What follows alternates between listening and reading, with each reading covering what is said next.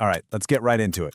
We're going to break down a really powerful and, kind of unconventional idea, how to literally weaponize the awareness of your own death to achieve an absolutely ruthless level of focus and execution. Now, this isn't about being morbid, it's about being brutally effective. So, here's the game plan. We're starting with the immortality delusion, the thing that holds pretty much everyone back. Then we'll dig into the ancient answer, the Stoic protocol, see how Steve Jobs used it with his filter, and then push it to the extreme with the Goggins method. After that, we'll look at the science behind why this works with the time loss equation and wrap it all up with the final ultimatum. Okay, first things first. We have to nail down the core problem, and it's a huge one. It's this fundamental glitch in how we're wired, this subconscious belief that we have all the time in the world. This quote right here, it cuts right to the bone. Most of us are walking around under this biological delusion of immortality. We act like we've got 200 years to get our act together, build something great, get in shape, but that clock, it is always ticking. And the cost of this delusion is just devastating. It's what lets you negotiate with your own weakness. It's why you trade your true potential for another hit of cheap dopamine. Every second you waste is a second you are literally setting on fire. You don't have a time management problem, you have a reality problem. So, if that's the problem, what's the solution? Well, lucky for us, the answer is an ancient one. It was engineered by Roman emperors and Stoic philosophers who knew all about this human weakness and designed a protocol to completely destroy it. And that protocol is called Memento Mori. It means, remember you must die. Now stick with me, because this isn't about being depressed. It's a cognitive weapon. Its entire purpose is to manufacture urgency, to ground you in gratitude, and to forge the courage you need to act now. And this ritual just shows you how powerful it was. Picturing a conquering Roman general at the absolute peak of his power rolling through the streets of Rome. And right behind him, amid all the cheers, there's a slave whispering this constant reminder in his ear. The point wasn't to bum him out, it was to annihilate his ego and kill his excuses before they even had a chance to grow. So how does this actually translate to your daily life? Well, the Stoic philosopher Seneca laid it out perfectly. He knew that if you treat every single day like it's a complete life in itself, if you postpone nothing, you absolutely conquer procrastination. It is the ultimate antidote to that "I'll do it tomorrow" mindset that kills so many dreams. Okay, now let's jump forward about 2,000 years from the streets of ancient Rome and see how this ancient wisdom was picked up by one of the greatest innovators of our time as his #1 tool for making huge decisions. Let me just frame this with a quick question.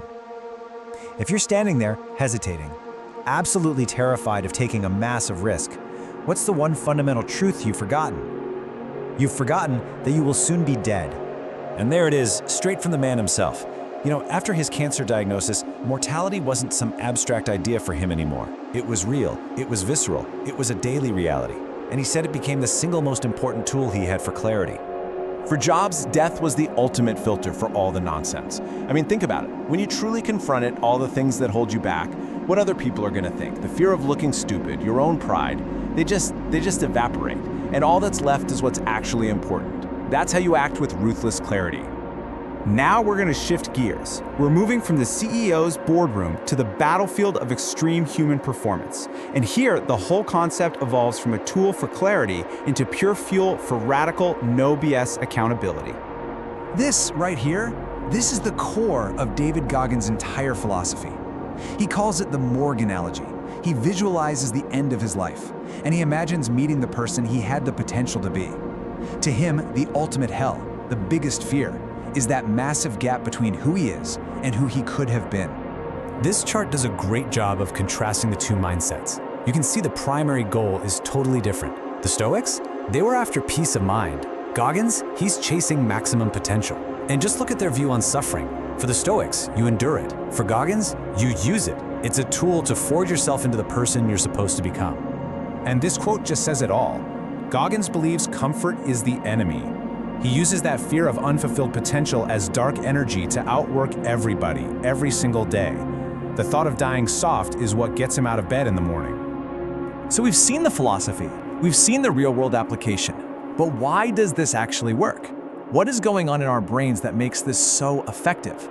Let's get into the mechanics of why mortality awareness is such a powerful protocol for focus and discipline. Okay, this slide is absolutely crucial. Your brain has two ways of dealing with the idea of death. There's the hot system, which is death anxiety. That's the primal panic, the fear, and is totally useless for getting things done. But then you have the cool system, which is death reflection. This is calm, it's cognitive, it's strategic.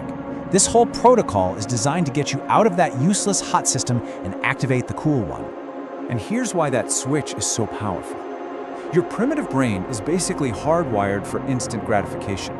It doesn't get 5-year plans. It doesn't care. But you know what it understands? Threats.